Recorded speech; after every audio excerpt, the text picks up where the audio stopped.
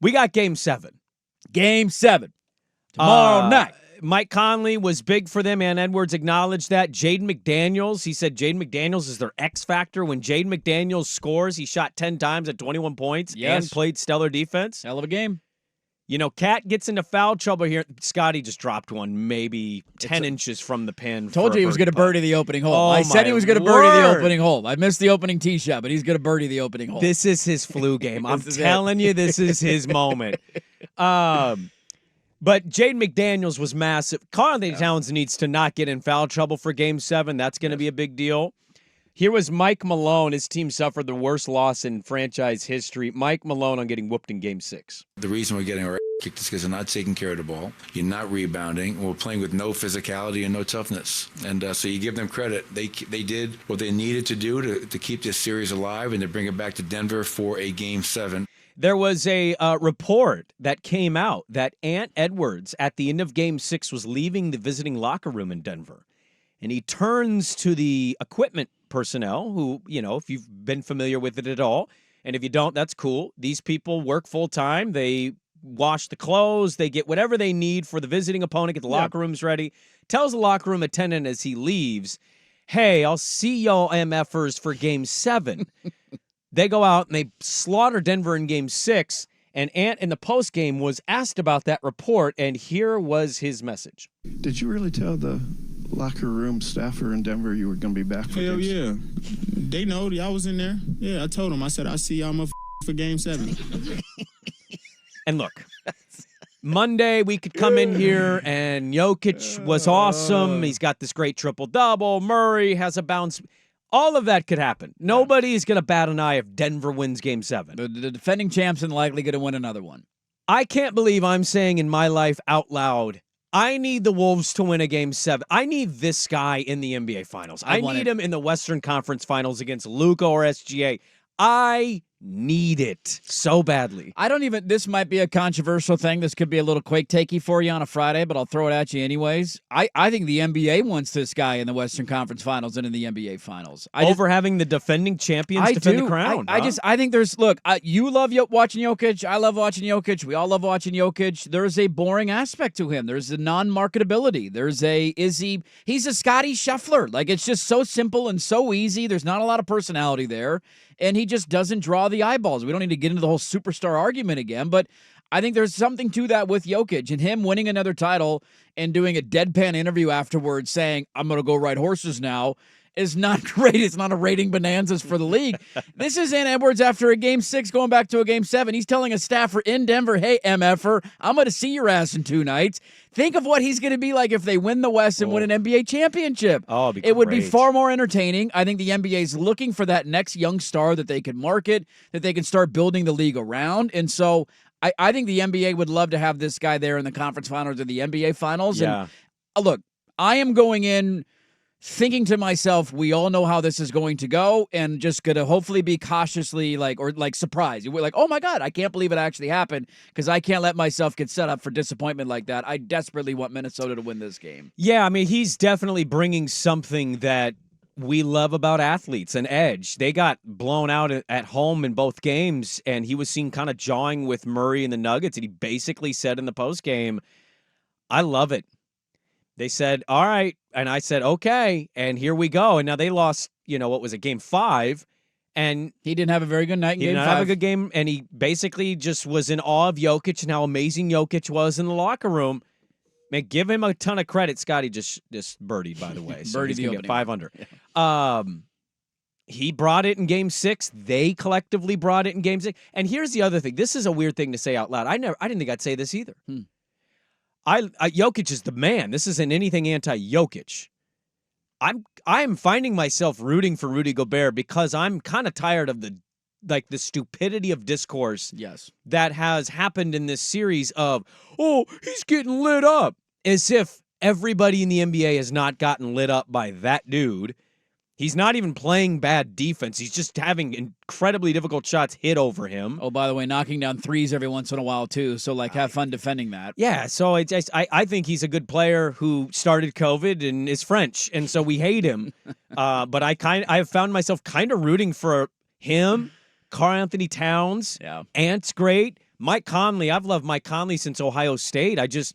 It's such a likable team. And the coach story is really good. Chris Finch got blown out by his own player. He's trying to stand up and yell at the officials from time to time. You're like, dude, sit down, man. You're going to cause some permanent damage there. He's learning sign language to communicate because he's so far away. But no, if Denver wins, I won't be surprised. But I'm kind of finding myself also rooting for Minnesota.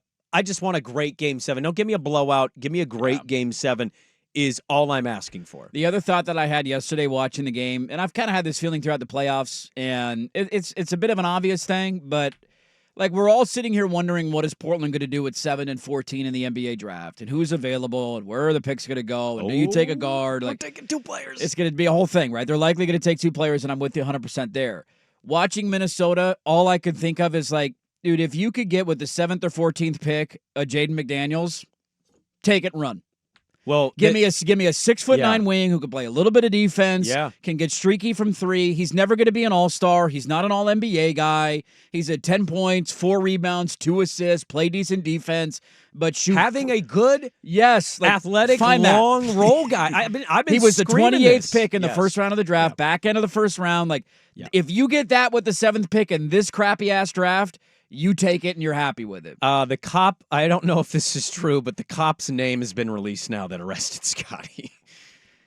Not going to be great for that guy. The name, like the actual, it's not a jokey name. Okay. Yeah. Because somebody had no, this is a jokey thing. Sorry, I didn't pick up on that. Somebody had a jokey one. Tory McIlroy. Yeah, that was Tory McIlroy's taking it. We got him, guys. I'm going to get distracted by this Scheffler story all day. Yes. On that, I've been saying this too because I don't want them to suck in 4 years. I want them to start making inroads, right? I would appreciate that too. Obviously, they'll not be very good next year. No. But if you go get a guy that in 2 years is still here because he's 24, 25, but he becomes a good, valuable piece, give that to me. Tiwan Salou is a French guy that's catching on. He's making waves in the draft lottery. I saw combine reports that say San Antonio's eyeing him at 8. And that was a guy that, I think Danny had written a piece about him. Blazers, he'd been tied to Blazers stuff at 14. He's jumping up. Mm-hmm. There's a guy that might be there at the back end at 14 that I'm fascinated with. The Caravan kid from UConn. I believe he's 6'7", 6'8". He's lengthy. He's athletic. He was pivotal for UConn. He's a wing. And, oh, by the way, he's getting touted for his basketball IQ, and that is an underrated part, too, is how smart are you in the game of basketball, how much you understand it. He's coming from a Hurley system. Yeah. That's exactly what you're talking about. You take a flyer, and you hope that these guys in this draft can become a Jaden McDaniels. It's a crapshoot, sure, because this draft isn't strong, but to your point, like, just give me the length. He is, I believe, 6'8", 6'9" is what he's listed at. 220 pounds, forward, wing, can shoot the ball a little bit. Like two-time champion. Yeah, take a flyer on that guy. Maybe he pans out. This is McDaniel's 4th year. Yep. So it took some time to get there. This year he wasn't as good from 3 as he was the year before, but 2 years ago he shot 39% from 3. But see, that's the Blazer model, though. Is like Rudy Gobert's the trade, and obviously you had Towns to help with this to bridge it. But it's kind of the model of like, look, it takes them 2 or 3 years for some of those guys to pop, but when you identify the right guys. He played 24 minutes as a rookie, 26, then 30, and then 30 again this year, and he started 71 games. He's huge. I mean, if he's not in foul trouble and he can hit some shots, it just changes everything for him. Yep. Final thing, and then we'll go to Bill Conley. We got a Knicks-Pacers Game 6 here, chance for the Knicks to eliminate. There was a report that I missed going into Game 5. Fred Katz had the report that in the locker room, New York was it's kind of anxious, anxiety, nerves, energy. Dead quiet in the locker room. Nobody's saying a word. Everybody's nervous. It's in the Garden. You don't want to lose to the Pacers. You want to win this series. And in the midst of the quiet, the anxiety, the report Fred Katz got was Alex Burks just ripped ass and everybody farted. Or everybody laughed at the fart. Everybody farting at his fart would also be hilarious. And it loosened everybody up, and they went out and won by 20. I tested this theory yesterday. I had my worst hole of the day. We were out at Stone Creek. I had my worst hole of the day on the par 3. Chunked a couple of chips. Very angry, frustrated. Thought the round was over. We got to the 15th tee box, which is arguably the hardest hole on the course. What did I do on the tee box? Yeah, you ripped. I was accused of crapping my pants. It was so nasty. And I smoked a tee shot down the right side, stuffed it inside 10 feet, missed the putt, but made part out the rest of the round. You need to have those glizzies kick in earlier in your round. I think it was the double vodka cranberry that finally kicked in and loosened me up a little bit, but I'm not going to sit here and act like that fart didn't help ease the tension a little bit. Now people have put together the cops montage with Scotty being arrested. Bad boys. What you gonna do? Oh, all right. Congratulations to Minnesota. Game 7. Hell yeah, That's dude. all I want, man. Surprise me. I'm going in fully expecting Denver is going to win. Shock my world, Minnesota. I'd love to see it. And I'm done predicting because I've gone back and forth on the series, and I'm an idiot. We went from last Friday saying the series is over to yesterday saying the series is over in both ways. We got it both sides covered. I got the Wolves 6-1. Come on, Minnesota.